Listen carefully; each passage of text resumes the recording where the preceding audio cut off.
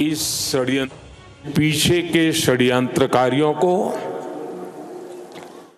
बख्शा नहीं जाएगा।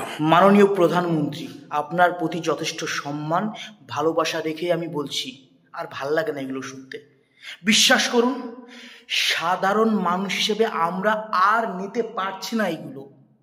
প্রত্যেকবার আমাদের দেশের মধ্যে এরকম জঘন্য জঘন্য কাজ হবে, সেটা আপনারা সরকার বলতে আমি আপনার পার্টির কথা বলছি না, যে কটা রাজনৈতিক দল আছে তারা এসে এরকম নানান রকম প্রতিশ্রুতি দেয় যে ওর শাস্তি হবে, এর শাস্তি হবে। আমাদের দরকার নেই শাস্তির, আমরা এটা গোড়ার থেকে বন্ধ করতে চাই।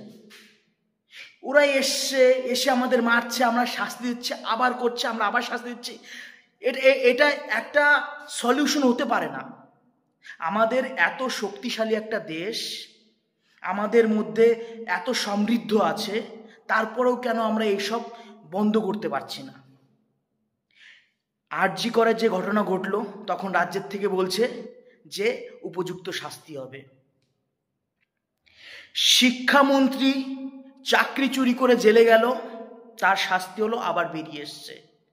আজকে দিল্লিতে এই বোম ব্লাস্টে মানুষ মারা গেছে, আপনি বলছেন যে এর শাস্তি হবে। আমাদের শাস্তি পর্যন্ত, আমাদের চাওয়া পাওয়া শাস্তি পর্যন্ত না, আমরা চাই এই ধরনের ঘটনা যাতে না ঘটে, তার জন্য যা যা করা উচিত আপনাদের সেটা করতে হবে।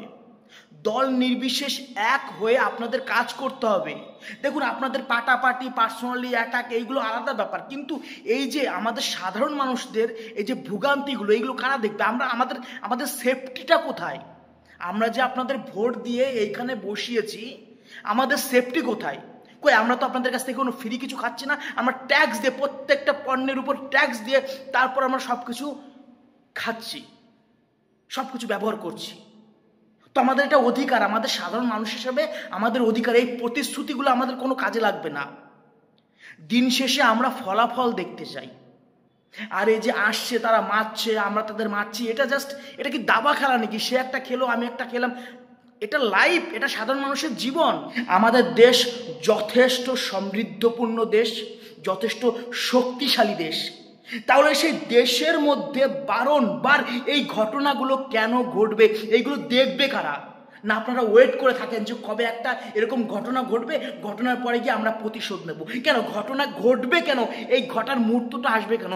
তারপরে সব থেকে বড় চাইতে কথা, যদি বর্ডারের আশপাশ দিয়ে হতো তাও মেনে নেওয়া যেত যে চলো বর্ডারের আশপাশ দিয়ে হয়েছে, কিন্তু এটা দিল্লির মতন একটা জায়গায় কি করে ঘটে? সাধারণ মানুষ হিসাবে এইটা আমার একটা বিশাল জানার ইচ্ছা। দিল্লির মতন জায়গায় বুঝতাম যে বর্ডারের আশপাশ দিয়ে কোথাও কিছু হচ্ছে, ইচ্ছা না থাকলেও তারপরেও মেনে নিতাম যে চলো বর্ডারের পাশ দিয়ে, কিন্তু দিল্লি আমাদের রাজধানী, এইখানে কি করে হয়? জাস্ট নেওয়া যাচ্ছে না। এই যে প্রত্যেকটা দুর্ঘটনার পরে গিয়ে যে আপনারা রাজনৈতিক, মানে দল নির্বিশেষ রাজনৈতিক ব্যক্তিগুলো এসে এই যে এইসব গুলিবারটা দিন না, জাস্ট আমরা সাধারণ মানুষ হিসেবে আমরা নিতে পারি না। আমাদের এই যে প্রতিশোধ লাগবে না, আমাদের ডিরেক্ট এর নির্মূল করতে হবে। মানুষ ছোট্ট একটা ভুল করার আগেও যত কোটিবার ভাবে, সেরকম ব্যবস্থা করুন।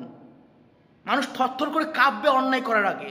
সেইখানে এত বড় বোম ব্লাস্ট হয়ে যাচ্ছে, হাজার হাজার মানুষের জান চলে যাচ্ছে, এইগুলো বন্ধ করতে হবে। এই ও মেরেছে আমি মারবো, এইগুলো আমাদের আর ভাল লাগে না। এগুলো একটা বুকনি বাট্টাতে পরিণত হয়ে গেছে, আমাদের সহ্য হয় না। জাস্ট জঘন্য ব্যবস্থা।